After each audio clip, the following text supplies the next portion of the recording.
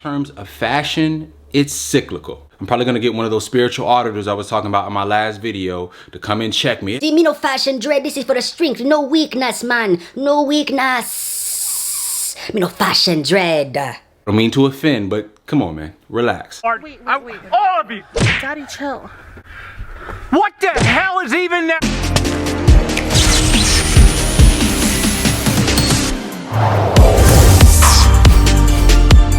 What's good, YouTube? Dreadlocks here, bringing you guys another video. Yes, today, you guys, I wanted to give you 5 reasons why locks are coming back, and they're coming back super duper strong. If you're interested in that video, stay tuned. Per usual, you guys, if you have not done so already, please hit that subscribe button right now. In addition to hitting that subscribe button, I also want to make sure you hit that like and that notification bell to stay notified on all the posts the moment I post. All right, let's get into the video. Now, you guys, I know you've been noticing it. I know you've been noticing it because I've been noticing. Every time somebody gets locks, I feel like it's like I get some more powers. It's like the stock's rising. I'm like, ooh, our community's growing stronger. Real talk, like you guys, I know you guys notice it. I know you guys feel it. You guys see more and more people are adorning locks. Every single one of you is a part of this resurgence as well. But if you're like me, you've been curious as to why. I'm gonna break this down for you guys. The first reason why you're seeing so many lockers seemingly right now, you guys, is because there is more information now than ever before on dreadlocks. When I tell you this lock community, even as recent as 2010, it was minimal at best. Back in the day, you couldn't just Google how to watch dreadlocks and get a bunch of information, a bunch of dreadlock YouTubers. Now you got dreadlock websites, Reddit threads, you got YouTube pages, content creators all across, Instagram pages that are giving you information from people and from professionals left and right. Even when you think about products, you guys, back in the day, the only lock product that we knew about was mango and lime. Every single person that had locks either got mango and lime or the generic, Walmart brand version of mango and lime. It was that jar that had the little purple top. It was clear, but it smelled just like mango and lime, same consistency and everything.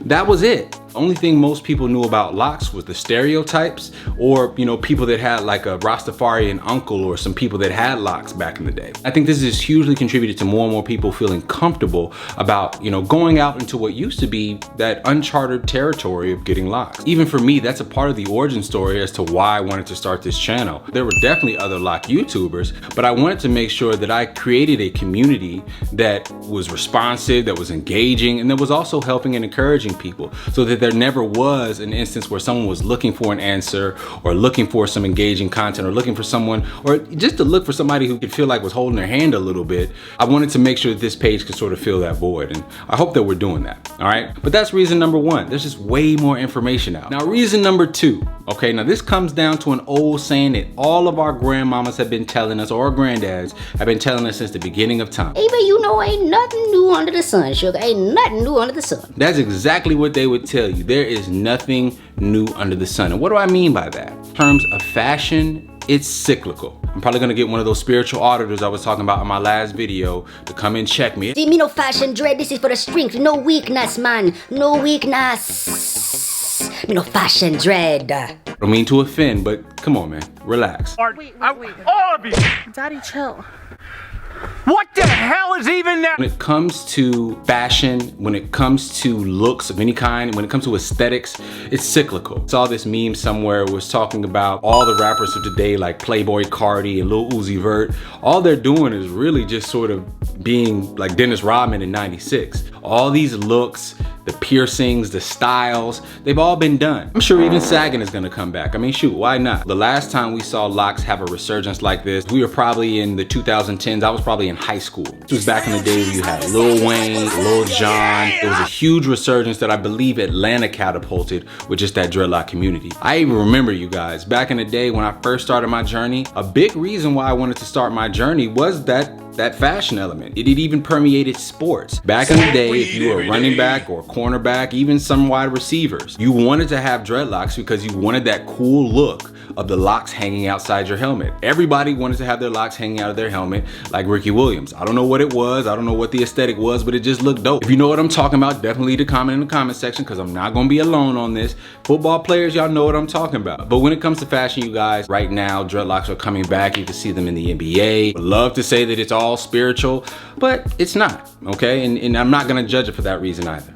All right, but that's reason number two. Number three, while fashion is definitely one of the reasons why dreadlocks are coming back and they're becoming really, really popular right now. Another reason is spiritual. When you think about just as the information is circulated, as we become a stronger, more conscious society, more and more people are challenging Eurocentric standards of beauty. They're challenging social conventions, modern social conventions. It's becoming a reality where people are doing more and more questioning rather than accepting of the status quo. Dreadlocks have seen a positive resurgence because of that. You got celebrities like Jay-Z walking into boardrooms with free-form locks. Back in the day, I mean, not even back in the day, I mean, we're talking about 2010, people would have been criticizing Jay-Z as, not taking business seriously or not wanting to be taken seriously as a businessman.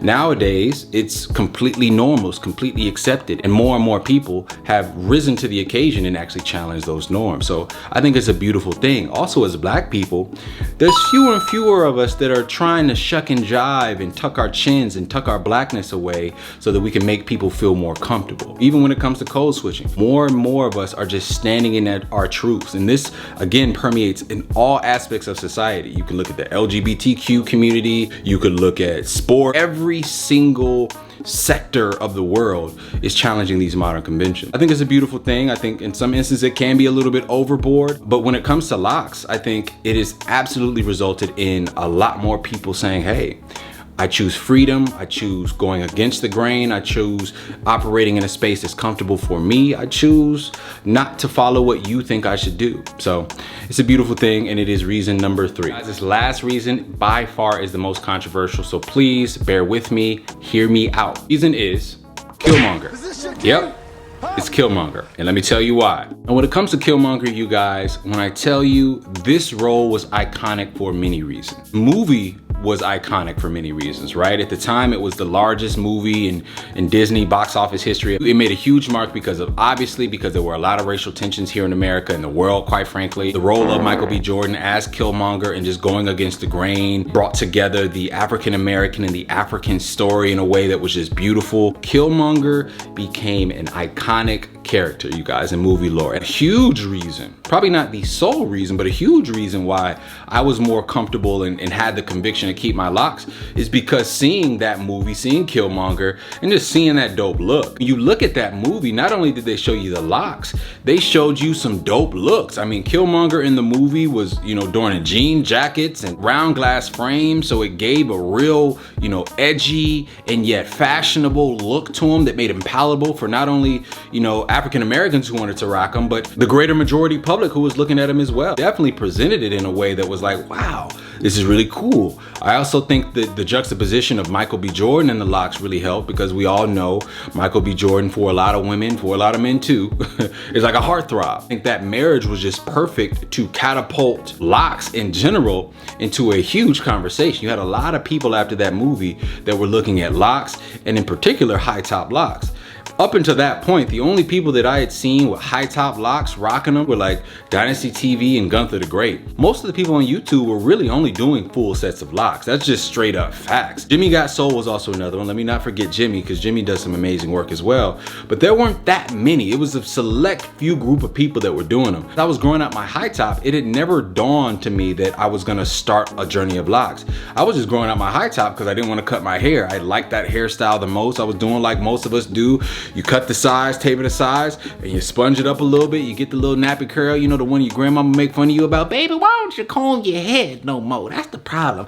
Put all that work in civil rights for y'all to do what you do, and y'all still don't want to comb your head. You know what I'm saying? You would rock that look. You would rock that little sponge look, and you would peace. That was really all I had intended to do until I had seen more YouTubers, and really it probably cemented when I saw Killmonger. I was like, wow, this is something that even when it's shorter, I could still rock it. I could rock a high top pony earlier. I can get a fade. I can still have, you know, I can wear probably more hats because I'm a member of the Chrome Dome Club. I got a big head. Not ashamed of that. I got a big head, so a full set of locks. I can't wear hats no more. Can't even wear bucket hats. Even his role, the character of going against the entire world who had abandoned him. In a lot of ways, we could relate to that story as African Americans. We could relate to feeling like outcasts of Africa. We could relate to being people that had to fight and claw, you know, being one of the lowest socioeconomic classes in America today. A lot of us could relate to that story, and we related to that strength. Most people watched the movie, and a lot of the takes was Killmonger wasn't a bad guy, to the point where still to this day in 2021, people are crossing their fingers for this role to come back and Killmonger to come back. So I don't want to ramble too much, but really iconic role, a great showcasing for locks, whether it pertained to fashion, even the spirituality, the consciousness of blackness, the strength. Killmonger might be one of the biggest movie characters with locks of all time. Comment in the comment section below if you find a bigger one. Don't say nothing about no cool runnings. Don't do it. Don't do it. Don't do it to yourself. Ultimately, you guys, I hope you enjoyed this video. Hope it was informational. Hope it made you laugh. If you can relate to any of the things I said in this video, if you got any experience you want to share, definitely leave them in the comment section below. Been TV Locks. What's going on, TP Locks fam? I go by the name of Backpack Beatz. If you enjoy the music and all the beats on my man TP's channel, make sure you show some love over to my channel also. I'm there 2 days a week. Every Monday, we're making beats. And every Thursday, I DJ the No More Free Beat Show, showing love to everything underground. So if you like music, if you like beats, or if you like dope vibes, definitely check my channel out. It's real dope. Big shouts out to my man TP for giving me the platform, and we out. Appreciate it.